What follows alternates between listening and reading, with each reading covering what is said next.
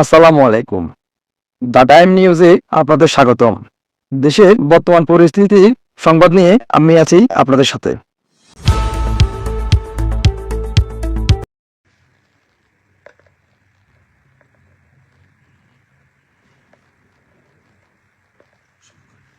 সম্মানিত দর্শক শ্রোতা, আশা করি যে যেখানে আছেন ভালো আছেন, সুস্থ আছেন। আমি আজকে আপনাদেরকে অত্যন্ত গুরুত্বপূর্ণ একটি আইনি অবস্থান পরিষ্কার করতে চাই, যা নিয়ে বিভিন্ন বিতর্কের জন্ম হচ্ছে। তার মধ্যে কয়েকটি বিষয় আছে। এক নম্বর হলো শপথ অনুষ্ঠান। এই শপথ অনুষ্ঠান কিন্তু নর্মালি শপথ অনুষ্ঠান নয়। সংসদ সদস্যদের যে শপথ অনুষ্ঠান, এটি দুই ভাগে ভাগ করে হবে, দুটো ক্ষেত্রে হবে। একটি হলো সংবিধান সংস্কার সভার শপথ অনুষ্ঠান, আরেকটি হলো সাধারণ সংসদ সদস্য হিসেবে শপথ অনুষ্ঠান। সুতরাং যে শপথ অনুষ্ঠান হতে যাচ্ছে তা একটি পার্লামেন্টের জন্য যে সংসদ সদস্য হয়েছেন, যেটি সংবিধানে উল্লেখ করা আছে পিছন দিকে, সেই শপথটি তাকে পড়তে হবে।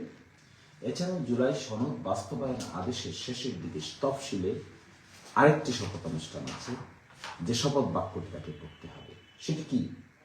সেখানে বলা আছে, আমি, তার নাম বলবেন, সংবিধান সংস্কার পরিষদ সদস্য হিসেবে সশ্রদ্ধ চিত্তে শপথ করিতেছি যে আমি যে কর্তব্য আবার গ্রহণ করিতে যাইতেছি তাহা আইন অনুযায়ী বিশ্বস্ততার সহিত পালন করিব।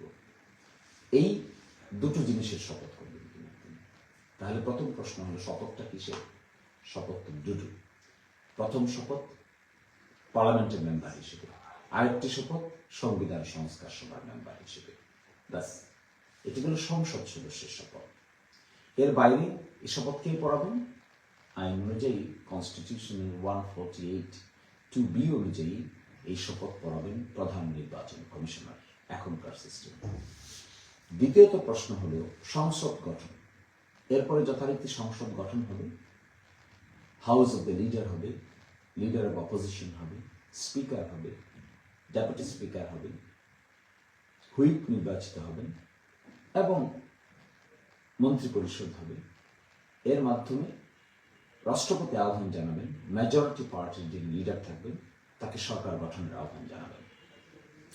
এই প্রক্রিয়াটা সম্পন্ন করে পার্লামেন্ট গঠিত হবে। এখানে একটা প্রশ্ন থেকে যায় যে জুলাই সনদ বাস্তবায়ন আদেশে বলা আছে যে ডেপুটি স্পিকার বিরোধী দল থেকে নিতে হবে।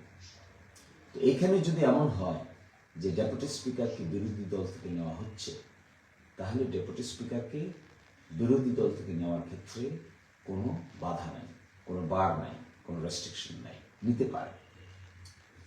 এর পরবর্তী প্রশ্ন হলো, সংবিধান সংস্কার সভাটা কিভাবে হবে? সংবিধান সংস্কার সভাটা বসবে হলো নির্বাচন যেদিন হয়েছে তা থেকে 30 দিনের ভিতরে, পঞ্জিকা দিবস 30 দিন। সংসদ নির্বাচন যেদিন হয়েছে তা থেকে 30 দিনের ভিতরে বসবে। এই সংবিধান সংস্কার সভা 30 দিনের ভিতরে বসে কি কাজ করবে?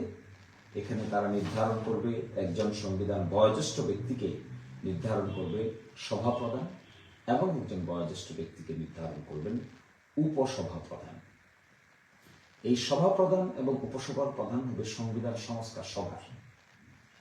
আর স্পিকার, ডেপুটি স্পিকার, এটি হবে পার্লামেন্টের। তাহলে সভাপ্রধান এবং উপসভা প্রধান তারা মিটিং আহ্বান করবেন এবং 60 জন হলে কোরাম হবে। সিদ্ধান্ত হবে অধিকাংশের মতে। সংবিধান সংক্রান্ত যে সমস্ত বিষয় আছে এগুলো সিদ্ধান্ত নিতে হবে অধিকাংশের মতে, আর বাকি বিষয়গুলোতে উপস্থিত যারা আছেন তাদের অধিকাংশের মতে। আর সংবিধান সংক্রান্ত বিষয় হলে নিতে হবে সকল সদস্যদের অধিকাংশের মতে।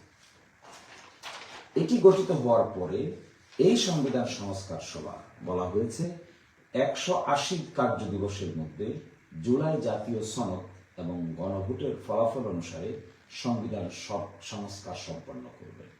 180 কার্য দিবসের মধ্যে সংস্কারটা সম্পাদন করবেন গণভোটের আলোকে।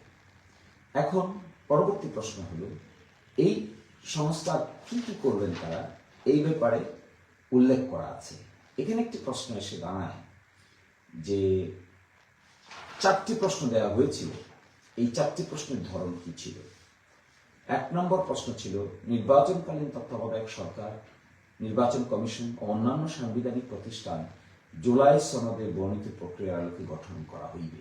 এ ব্যাপারে জনগণ হা বলেছে।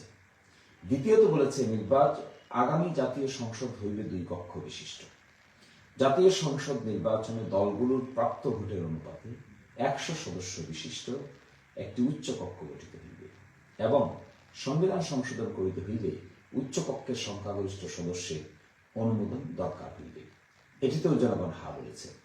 তৃতীয়ত, সংসদে নারীর প্রতিনিধিত্ব বৃদ্ধি, বিরোধী দল হইতে ডেপুটি স্পিকার, কয়েকটি সংসদীয় কমিটির সভাপতি নির্বাচন, প্রধানমন্ত্রীর মেয়াদ সীমিতকরণ, রাষ্ট্রপতির ক্ষমতা বৃদ্ধি, মৌলিক অধিকার, বিচার বিভাগের স্বাধীনতা, স্থানীয় সরকার সহ বিভিন্ন বিষয়ে যে 30টি প্রস্তাব জুলাই সনদে রাজনৈতিক দলগুলো ঐক্যমত্য হয়েছে সেগুলোর ব্যাপারে জনগণ হা বলেছে।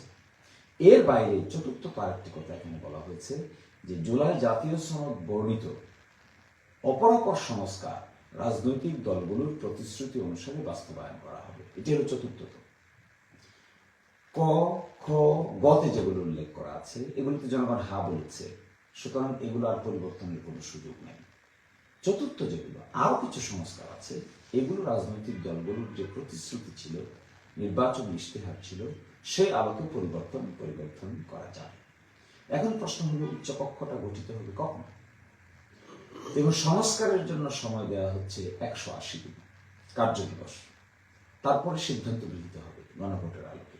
সিদ্ধান্ত গৃহীত হলেই ওই 180 দিনের পরে আরো 30 দিন সময়ের ভিতরে এই আইন অনুযায়ী ধারা 13 উপধারা 2 উল্লেখিত 1 গ অনুসারে সংবিধান সংস্কার সম্পন্ন হইবার পর 30 কার্য দিবসের মধ্যে জাতীয় সংসদের নিম্নকক্ষের নির্বাচনে প্রাপ্ত ভোটের সংখ্যানুপাতিক প্রতিনিধিত্ব পদ্ধতিতে জাতীয় সংসদের একটি উচ্চ কক্ষ গঠন করা হইবে।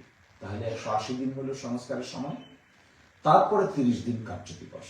ওই 30 কার্য দিবসের মধ্যে উচ্চ কক্ষ গঠন করা হবে প্রাপ্ত ভোটের আনুপাতিক হারে। এবং প্রাপ্ত ভোটের আনুপাতিক হারে যে উচ্চ কক্ষ গঠিত হবে, তার যে ডেপুটি স্পিকার হবে, তার ডেপুটি স্পিকার হবে বিরোধী দল থেকে, তার যে স্পিকার হবে এটি হবে সরকারি দল থেকে, আর ডেপুটি স্পিকারকে বানাতে হবে বিরোধী দল থেকে। এই যে একটি গঠন প্রক্রিয়ার কয়েকটি বিষয় এখন কনফিউশন। শপথ 2টা, একটা হলো সংবিধান সংস্কার সভার শপথ, আর একটা রেগুলার মেম্বার অফ পার্লামেন্ট হিসেবে শপথ। এরপরে সংসদ গঠন, নিয়মিত সংসদ গঠন।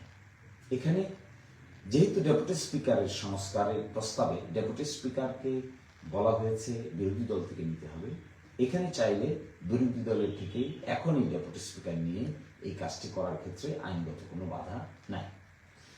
পরবর্তী আসলো সংবিধান সংস্কার পরিষদ। সংবিধান সংস্কার পরিষদ নির্বাচনের দিন থেকে 30 দিনের ভিতরে গঠিত হবে। সভাপ্রধান, উপসভাপ্রধান থাকবেন, তাদের নেতৃত্বে এটা পরিচালিত হবে 180 দিন। সিদ্ধান্ত গৃহীত হবে মূল সংসদ সদস্যের মূল সংবিধান সংস্কার সভার অধিকাংশের ভোটে, যারা বিভিন্ন দল থেকে আসবেন, যদি সংবিধান সংক্রান্ত হয়। আর যদি সংবিধান সংক্রান্ত না হয় তাহলে উপস্থিত সদস্যদের অধিকাংশের ভোটে। এবং সর্বশেষ কথা হলো উচ্চকক্ষ গঠন। উচ্চকক্ষ গঠনের সময়টা হবে সংস্কার শেষ, দেন 30 দিন। ওই 30 দিনের ভিতরে উচ্চকক্ষ গঠন রাজনৈতিক দলগুলোর ভোটের আনুপাতিক হার অনুযায়ী। এখানে কিন্তু ভুল ব্যাখ্যা দিলে চলবে না, বা ভুল ব্যাখ্যা দিলে ঠিক হবে না। এই যে রোডম্যাপ আমি যেটা বললাম, এটা একেবারে ক্লিয়ার। 1 নম্বর শপথ, 2 নম্বর সংসদ গঠন, 3 নম্বর সংবিধান সংস্কার পরিষদ গঠন, 4 নম্বর উচ্চকক্ষ গঠন। এই সিরিয়ালটা, ক্রনোলজিটা জুলাই সনদ বাস্তবায়ন আদেশ 2025-এ স্পষ্ট করে বলে দেওয়া আছে। এখানে কোনো অ্যাম্বিগুইটি নেই, এখানে কোনো ধরনের কোনো দ্বৈততা নাই, বুঝতে কারো কোনো ঘাটতি নেই। ফলে আমি অনুরোধ করব, যে যেখান থেকে যে আলোচনা করছি আমরা সকলেই এই জুলাই সনদ বাস্তবায়ন আদেশে উল্লেখিত প্রক্রিয়াটাকে যেন কেউ ভায়োলেট না করে নতুন করে বিতর্কের জন্ম না নেই। নতুন করে বিতর্কের জন্ম দিলে কনফিউশন ক্রিয়েট হবে এবং এটা জাতির জন্য ভালো হবে না। So I am asking all stakeholders to be responsible to interpret the July Sanad Bastabayan Adesh 2025. We should not deviate from any of the provisions specifically mentioned there.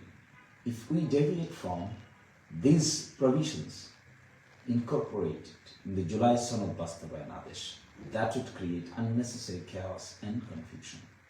And it is very important for Bangladesh, not only for any political party, for Bangladesh in its entirety to move forward, to look forward, to come forward with positive politics, constructive politics.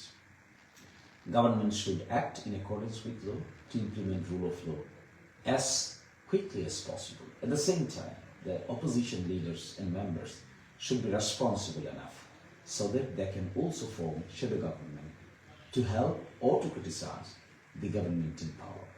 This structure perhaps will give a new impetus, a new ideas and thoughts and innovation in the political history of Bangladesh. New generation, specifically Generation Z, they want a very debatable parliament, a very constructive parliament. So I will be asking or calling each and everyone, please do not deviate from any decisions already taken by formulating the July Sanad Bastabayan Adesh. If we deviate from that, we will lose our spirit. Thank you, and thank you everyone.